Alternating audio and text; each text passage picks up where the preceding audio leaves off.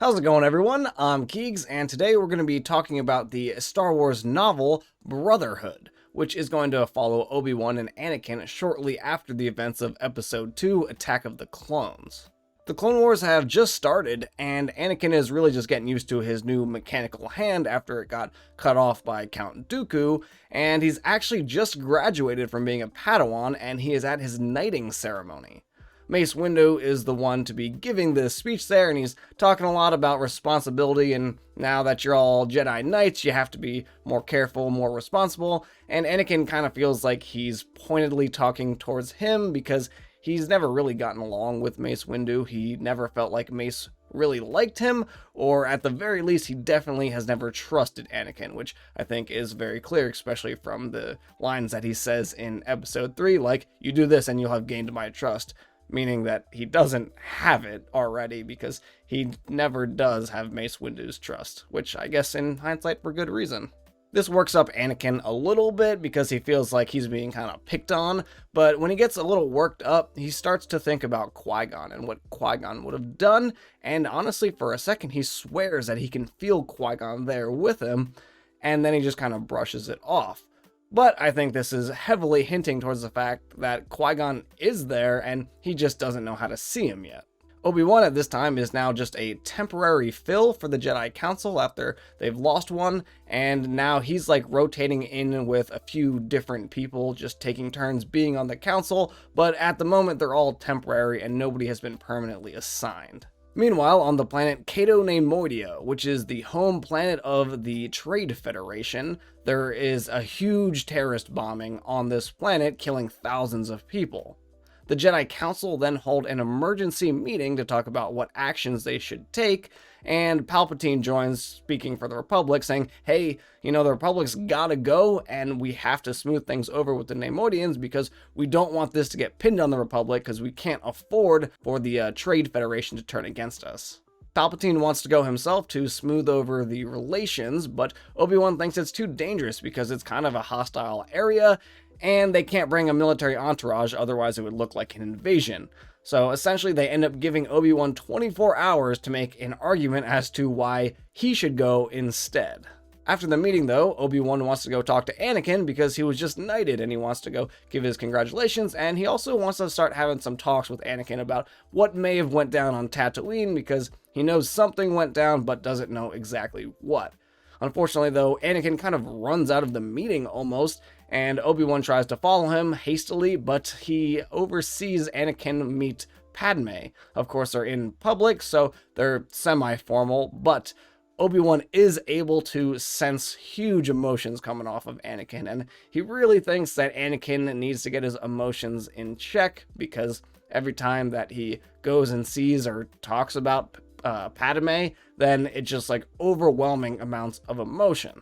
Little does he know though that they're actually already married, so this is all just a farce anyway.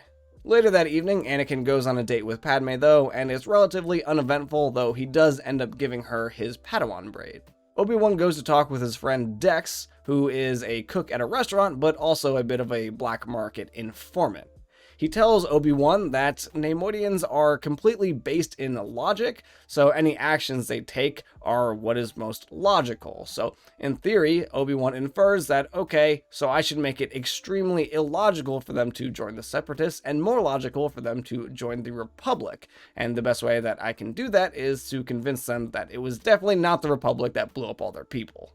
Obi-Wan goes back to the council, and while he's sitting in a chair there, he realizes that Qui-Gon never actually sat in one of these chairs, even though he probably should have because he was a Jedi Master and extremely wise, so he finds it a little bit weird.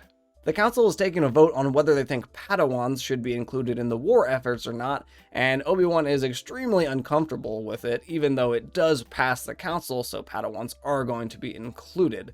But he moves on, thinking about what he has to say for his speech, and he gives his argument, and Palpatine ends up agreeing to it, sending him to Cato Neimoidia. They then presented the plan to the Neimoidians, who also agreed with it, but they also had Count Dooku on the meeting, who agreed to it with a few terms. One basically being he can have no escorts, he has to come alone, he can have no contact with the Republic, and he's also going to be sending one of his own agents to meet him there to make sure that the Republic is not interfering with any of the investigations or trying to cover anything up.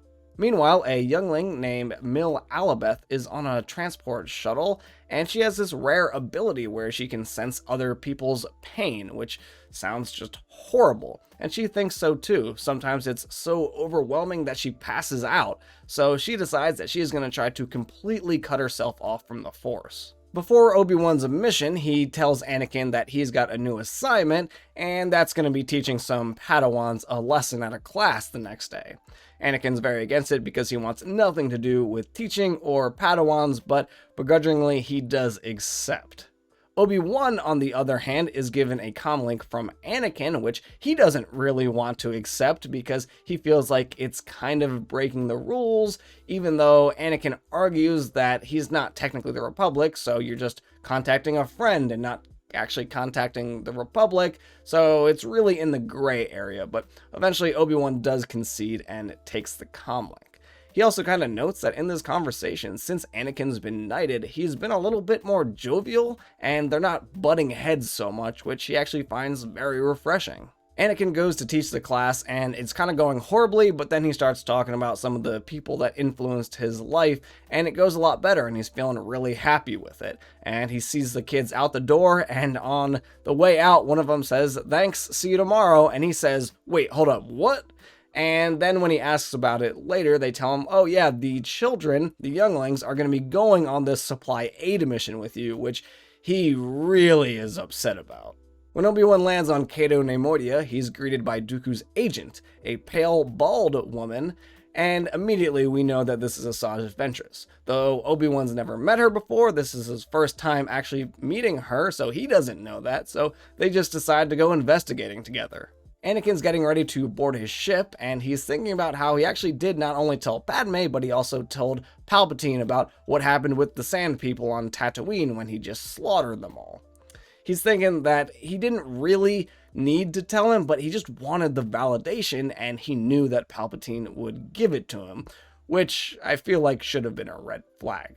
But his thoughts are then interrupted by a bunch of younglings making a ruckus, so he takes out his lightsaber and does a couple fun tricks to just kind of quiet them. But at the same time, he senses just like this giant void, and when he looks to see where the void of energy is coming from, he sees Mil Alabeth. And when he goes over to her, they have a little bit of a talk, and she talks about how she is not really sure she belongs in the Jedi Order, and there's just a whole bunch of stuff she doesn't know. And they kind of connect with each other because he also says that he was never sure and he still isn't really sure. But the one thing he does know is that shutting the Force off is never the right answer. You really just have to lean into it, which she just does feel a little bit better about, and decides that she's going to try that method. Instead of shutting it off completely, she's going to try to embrace it. Obi-Wan is investigating the crime scene alone when he notices a girl watching him. And then on the other side, he sees a dude just running out trying to kill him when the girl steps in and says that her name's Rouge. She is ex-Special Forces and now part of the Royal Guard. She also says the overzealous one that tried to kill him immediately was her apprentice, Kitar. Obi-Wan and Rouge bond a little bit over the fact that they both have very unruly apprentices, or in Obi-Wan's case, had an unruly apprentice. He talks to them for a while, and he says that they should work together and try to trade information to really figure out what happened, and Rouge agrees, so they end up sharing data. On Anakin's aid mission, he notices how the clones, who are just really new at this point still, are very efficient, and having those ranks helps speed up things a lot. And he notices that that's something really good that he'd like to implement a little bit more, foreshadowing obviously the Empire and the militaristic viewpoints that they have, because he really thinks that with this kind of order you can help a lot more people a lot more quickly. Mill is actually able to go on to help a lot of people here because she ends up leaning into the Force and she feels what's wrong with them, so she knows how to treat them, which she thinks is now a blessing more than a curse. Anakin gets a call from Obi-Wan then, and Obi-Wan gives him a data pad saying he's found a data pad with clear implications of Republic involvement, and he wants Anakin to give it to Dex to see if it's authentic. Anakin kind of quickly asks if they should just destroy it and move on, and surprisingly, Obi-Wan said that he actually did think of that plan of action, but he thinks it would not be a good idea because if they were caught destroying evidence, no matter what the evidence was, it would be significantly worse for everyone. Also, he wants to know if the Republic was responsible because I think that would give him slightly better viewpoints on where he stands within the Republic, even as a Jedi who is kind of working with and hand in hand with the Republic. Ventress is talking with Kitar, and as the dark side tends to do, she is twisting his emotions and making him very, very angry. At one point, she even convinces him to kind of make some bombs and blow up the Republic office, and maybe do a couple other crazy acts to get more attention to your cause. Kitar isn't sure about that part at first, but Ventress says that she has proof. She can prove that the Republic is behind the initial terrorist bombings, so they go to Obi-Wan's quarters, and in probably the worst moment of timing I have ever seen, as soon as they walk in the door, Anakin calls and says that the datapad is correct and the Republic is responsible. And this is pretty much all they need to indict Obi-Wan and the Republic of all these wrongdoings. Anakin hears that it's definitely not Obi-Wan on the other side of that comlink, and he starts to freak out a little bit. And he decides, hey, you know what? I'm a Jedi Knight now. I don't have to ask for permission for literally everything I do, so I'm gonna go save Obi-Wan instead. I'm gonna go to Cato Neimoidia myself. I'm gonna take a shuttle and just get this done. At the same time, Mill is in the room the whole time when this is happening, and she forcefully says that she's going to, and after a little bit of a bickering, Anakin eventually agrees to let Mill come on the mission. On their way to the planet, though, Mace Windu calls, and he is very angry and demanding to know where Anakin is right now, and obviously same with the youngling that he took with him, and Anakin just kind of plays a joke on him and does the hey, I'm breaking up and can't hear you, sorry, talk to you later. And he turns it off, and this kind of makes Mill laugh, and they bond a little bit over it, but he knows that probably is going to come back to bite him in the ass later. Ventress and Kitar go to arrest Obi-Wan, and they bring him to the courthouse where he ends up fleeing. And at the same time, Rouge is right there and tries to shoot him, but misses intentionally, and she's like, a great shot, so Kitar's really upset that she missed, because he was like, you must have purposely missed because you never miss a shot like that. They are able to catch up to Obi-Wan though, and Rouge steps in before they execute him to take him in alive. Obi-Wan realizes that he misses Anakin and wishes he was there because he's never realized it before, but since they clash and butt heads, they actually end up bouncing a lot of ideas off each other, and they come up with really ingenious solutions a lot of the time, more so than either one can actually come up by themselves. Anakin and Mill arrive to the planet, though they discover a bunch of bombs that obviously Kitar planted. They have to make a decision now, though. Do they want to go save Obi-Wan right now, or do they want to defuse the bombs? Anakin eventually says that Obi-Wan is capable of handling himself, so he really should take out the bombs first, which is what he does. Rouge goes to Obi-Wan and says that he should have shared the information with her because she had information that the Separatists were behind it. So if they had that together, they realized all of a sudden there must be a third party involved that's kind of playing both sides. But because he didn't go to her, she wasn't able to log that in the database, and it just kind of spirals out of control. Obi-Wan says that he's going to stand trial though, even though Rouge offers to break him out there because he thinks that it would look even worse for the Republic if he broke out of prison. At the trial, Obi-Wan has a actually great speech that he gives, and he tries to use logic, but unfortunately at this one time, the Neimoidians aren't really concerned with logic. They're just really angry and want somebody to blame. And especially Kitar at one point takes the stand, and he talks about how his parents went to the Republic and they were killed in an unfortunate pirate attack, so he believes the Republic is worthless, and he really gets to pull on the heartstrings of the Neimoidians, and they start to turn on him. They find Obi-Wan guilty, and they start taking him back when one of the guards dies of being poisoned. Really, this is just trying to blame and frame Obi-Wan for killing this guard so Keetar can pull out his blaster and kill Obi-Wan.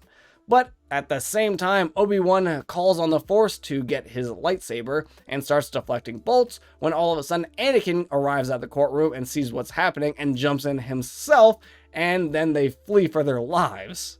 They find themselves near an emergency medic tent where a lot of survivors are getting treated from the initial attacks, and they find a huge bomb there. As they go to try to defuse it though, Keetar shows up holding a detonator. Apparently he was planning on exploding it and killing a lot more innocent civilians, and trying to blame it on the Republic now to force them into action against the Republic. They try talking him off the ledge, but there is no real talking him off the ledge at this point, and luckily Rouge was there though and ends up shooting him, though not killing him, but enough to drop the blaster. While they were in the standoff though, the only thing Anakin was thinking was how he could take out Keetar, maybe cut his arm off, maybe just strike him down entirely. But really what he wanted to do was use Force Lightning, because after seeing Count Dooku do that, he figured that would be a really useful skill to have. So obviously more foreshadowing about him being totally okay with using very dark side powers. After Keetar is neutralized, they decide to go to the archives on the planet to get more information and show that it wasn't just the Republic that was involved. There's stuff pointing to the Separatists, which probably means there is a third person involved. They can't beam anything to the Republic though, because there's jammers and it was part of the condition. But luckily, Anakin knows a certain senator that is in the somewhat immediate area that they can beam a short transmission to. Obi-Wan immediately senses that Anakin is thinking about Padme and thinks that, we need to rein this boy back. But he also agrees that says, this is probably the best course of action. So they do end up contacting Padme and having her record the message so that she can relay it back to the Republic. Obi-Wan wonders for a bit if Anakin wouldn't have been better off if he was trained by Qui-Gon, which I can't really disagree with. I think he probably would have been better. But it's neither here nor there. Qui-Gon's dead, so there was no other real option there. Rouge in the archives says, hey, I let you in here, you stole that stuff, but I'm also part of the Royal Guard still, so I can't just let you leave. So they're gonna fake a little, skirmish so that it looks like Rouge tried to take him in, but Obi-Wan, the masterful Jedi, was able to escape. They send Anakin and Mills back to the ship, but on their way, they run into Asajj Ventress wielding 2 red lightsabers. They fight for a while and kind of get into a bit of a stalemate, and then Obi-Wan shows up hitting the ship that Asajj Ventress is standing on, and she has to kind of flee because she has to jump off the ship. Then they're able to get on their ship and go home. Obi-Wan at this point wants to talk to Anakin about Padme when all of a sudden Duchess Satine gets on the HoloNet and gives a speech about being independent neutral system, and he remembers all his feelings that he had for Satine. See, they had a thing when Obi-Wan was on an assignment when he was a Padawan, and now he just feels like a hypocrite because he has a bunch of feelings flourishing, and he can't really talk to Anakin about that and say it's wrong when he himself knows exactly how Anakin is feeling. So he decides to push it off for maybe another time. Mill is still feeling very unsure about everything, and Anakin comes over to try to comfort her, and they end up meditating for a bit.